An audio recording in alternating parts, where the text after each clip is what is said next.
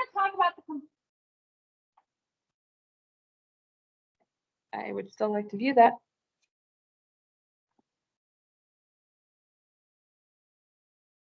Okay. So we're going to talk about the completeness property of the reals today. I think you guys ended right before this last time.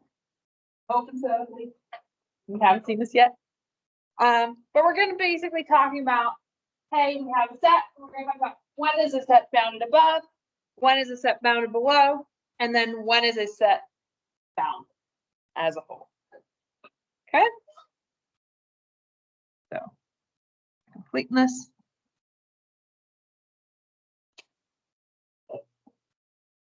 Property.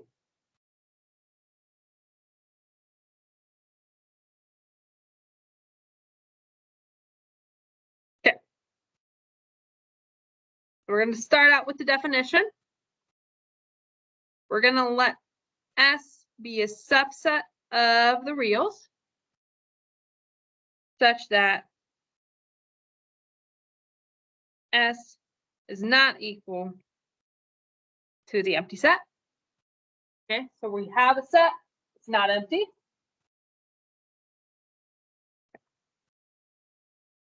If there exists a U in the reals such that S is less than or equal to U for all S in our set, then S is said to be what? What do we think?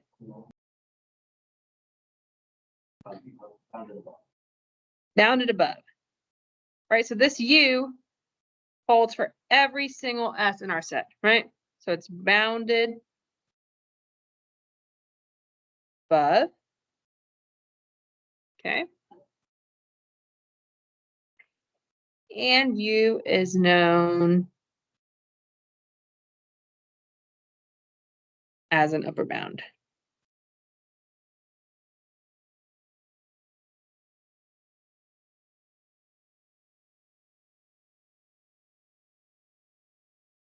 Okay. Any questions?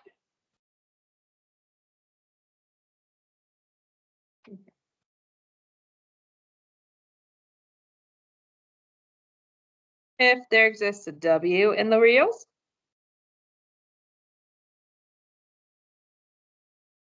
such that W is less than or equal to S for all S in our set, then S is said to be what?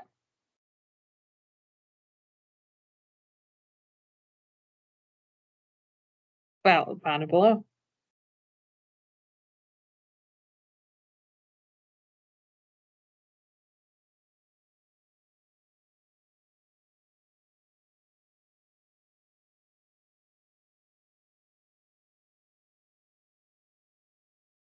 And W is going to be known as a what? Lower bound.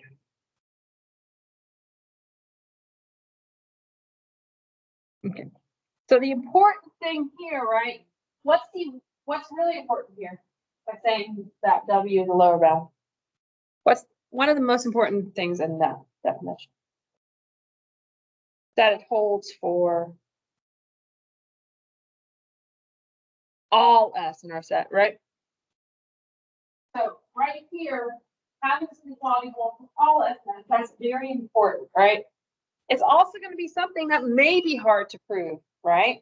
Making sure it holds for every single S in our set. Okay. Questions?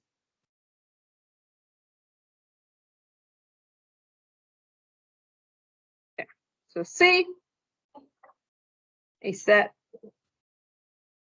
is said to be bounded.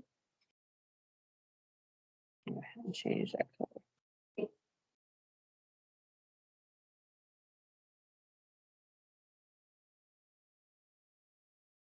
If it is bounded both below and above.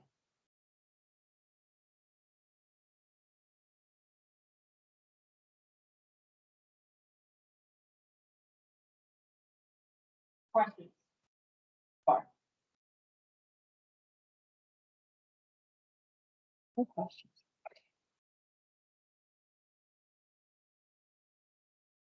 So what's a set in the reals that's bounded above? Give me a sec.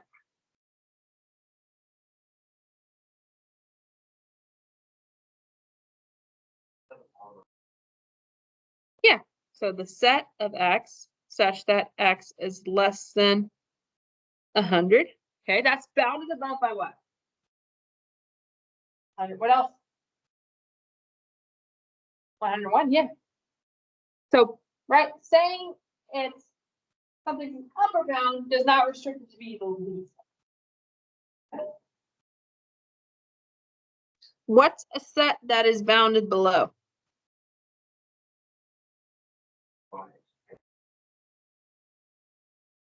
Okay. What's a lower bound?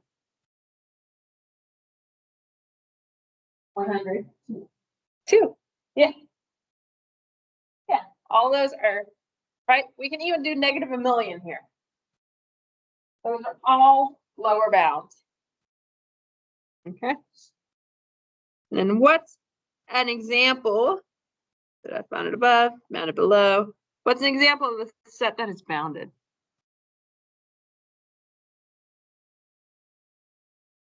Two to 100?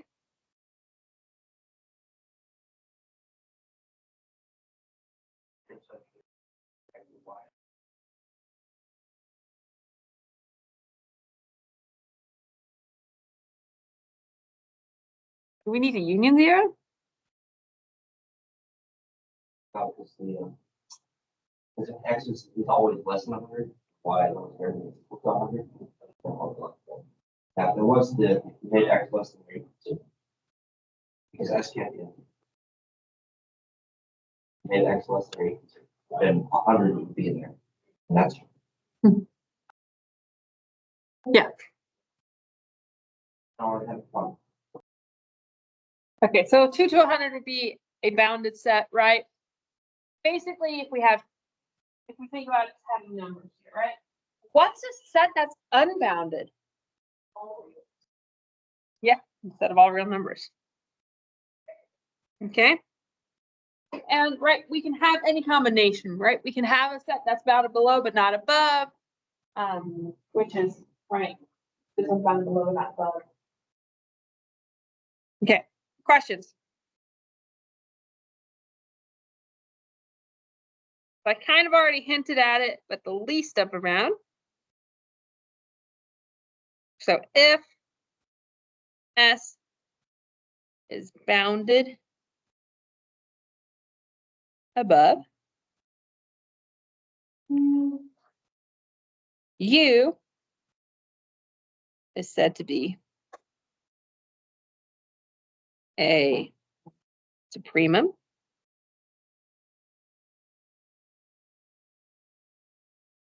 Or sometimes called least upper bound.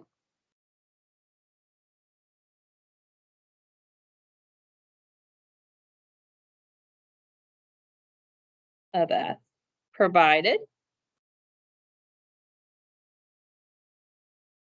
So first of all, it has to be an upper bound.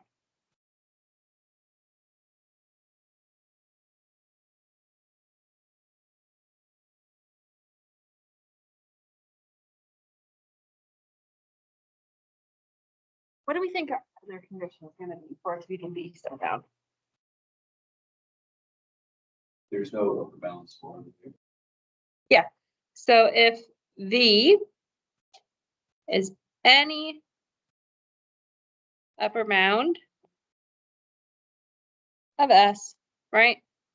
U has to be less than or equal to that other upper bound.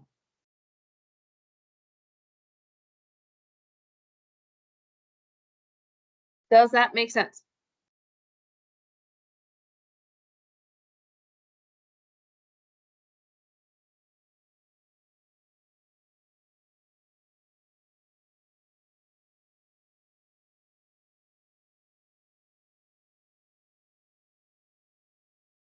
Okay. So if S is bounded below.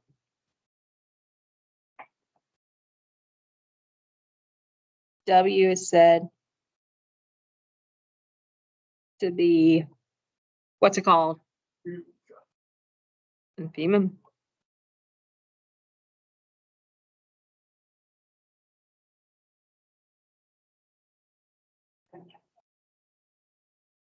Or greatest load or bound.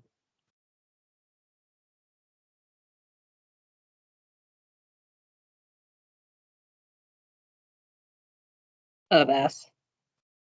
Provided.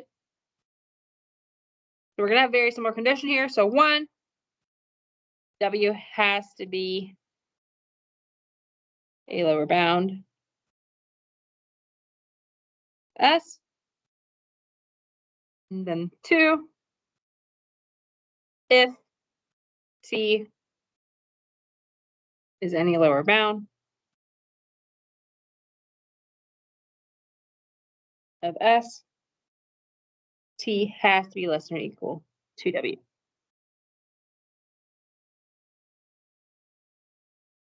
Question.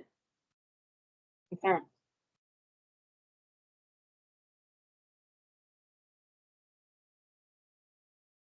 Notation.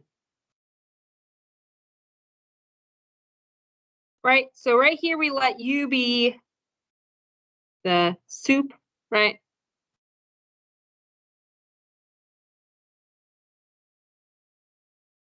So right here, this is going to be the supreme of the set S. Bless you. Bless you.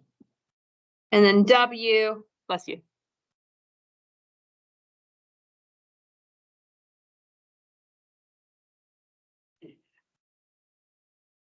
And then W we're going to let be the nth phenome. Okay. Any questions or concerns?